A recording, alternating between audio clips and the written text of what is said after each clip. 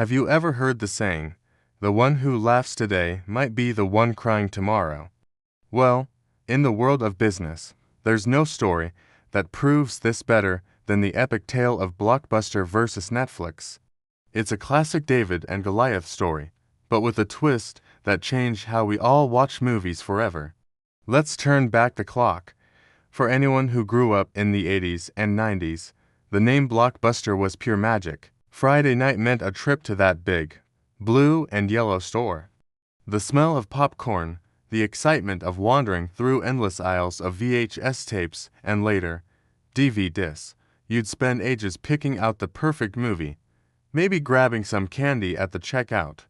Blockbuster wasn't just a store, it was a cultural icon, an essential part of the weekend ritual for millions of families. At its peak, Blockbuster had over 9,000 stores worldwide and was a multi-billion-dollar empire.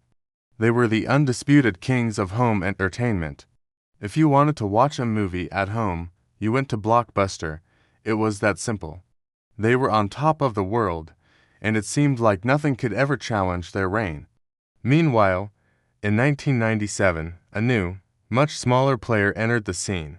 This company was called Netflix. Their business model was totally different. Instead of physical stores, they had a website.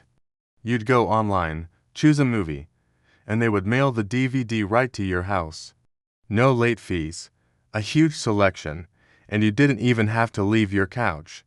It was a neat idea, but compared to the giant that was Blockbuster, Netflix was just a tiny startup. They were struggling, losing money, and looking for a lifeline. This brings us to the year 2000.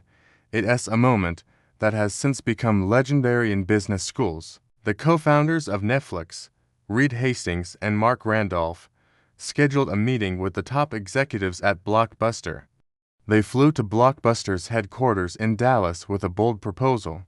The plan was for Blockbuster to buy Netflix for $50 million. Netflix would then run Blockbuster's online brand, basically becoming their internet division. Hastings and Randolph believed that the future was online, and this partnership could be a win-win. Blockbuster would get a ready-made online strategy, and Netflix would get the resources of a giant corporation to survive and grow. So, picture the scene. The small, struggling Netflix team is in a big, fancy boardroom, pitching their entire company to the CEO of Blockbuster, John Antioco. They lay out their vision for the future of movie rentals, a future built on the internet and subscription models. And what was Blockbuster's response? They laughed. They literally laughed them out of the room. $50 million for a small, money-losing online service. To the executives of Blockbuster, the idea was absurd. They were making billions from their physical stores and, crucially, from late fees. Why would they want to change a business model that was working so well? They saw Netflix not as an opportunity, but as a tiny, irrelevant niche. So, they said no. And the Netflix founders went home empty-handed and humiliated. That single decision, that moment of laughter in a Dallas boardroom, set in motion one of the most dramatic reversals of fortune in modern business history. After the rejection, Netflix had no choice but to go all in on their own. They tightened their belts, focused on improving their service, and stubbornly pushed forward with their subscription model. The idea of all-you-can-watch for a flat monthly fee was revolutionary. People loved it. No more rushing back to the store to avoid a late fee. No more finding out the movie you wanted was already rented out. As internet speeds got faster and more homes got connected, Netflix's subscriber base started to grow, slowly at first, and then exponentially. And what was Blockbuster doing all this time?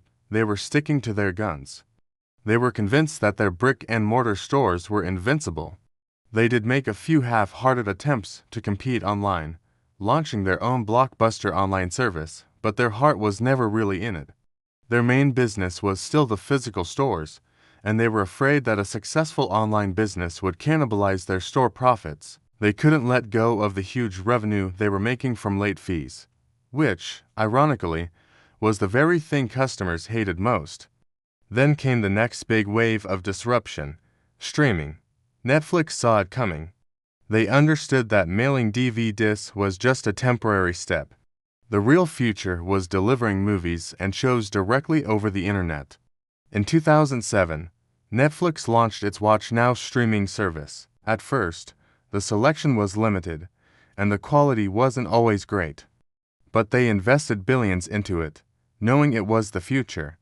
They started creating their own original content, with shows like House of Cards and Orange is the New Black, transforming from a movie rental service into a full-blown entertainment studio. By this point, Blockbuster was in a death spiral. Their customer base was shrinking rapidly. People were abandoning the hassle of physical rentals for the convenience of Netflix streaming and Redbox kiosks. The late fees that had once been a cash cow were now driving customers away in droves. Store after store began to close. The company was drowning in debt. They tried to pivot, finally getting rid of late fees and trying to push their own online services, but it was too little, too late. The world had moved on, and Blockbuster had been left behind. In 2010, exactly 10 years after they laughed at Netflix's $50 million offer, Blockbuster filed for bankruptcy. The king was dead. The massive empire of blue and yellow stores crumbled. Until today, only one single Blockbuster store remains open in the entire world. In Bend, Oregon, kept alive more as a nostalgic tourist attraction than a viable business. And Netflix, today, Netflix is the dominant force in global entertainment. Its market capitalization is worth hundreds of billions of dollars. That's thousands of times more than the $50 million they asked for back in 2000. They have over 200 million subscribers worldwide and have fundamentally changed the way we consume media. The term binge watching exists because of them. The story of Blockbuster and Netflix is a powerful lesson. It's a lesson about arrogance, about the danger of being too comfortable with success, and the failure to see the future even when it's standing right in front of you, asking to be bought for $50 million. Blockbuster wasn't killed by Netflix. Blockbuster killed itself because it refused to adapt.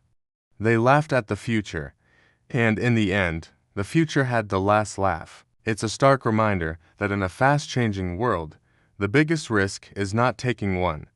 What do you think? Were you a Blockbuster regular? Or an early Netflix subscriber? Let me know your memories in the comments below. And if you enjoyed this story, don't forget to like this video and subscribe for more deep dives into the stories that shaped our world. Thanks for watching.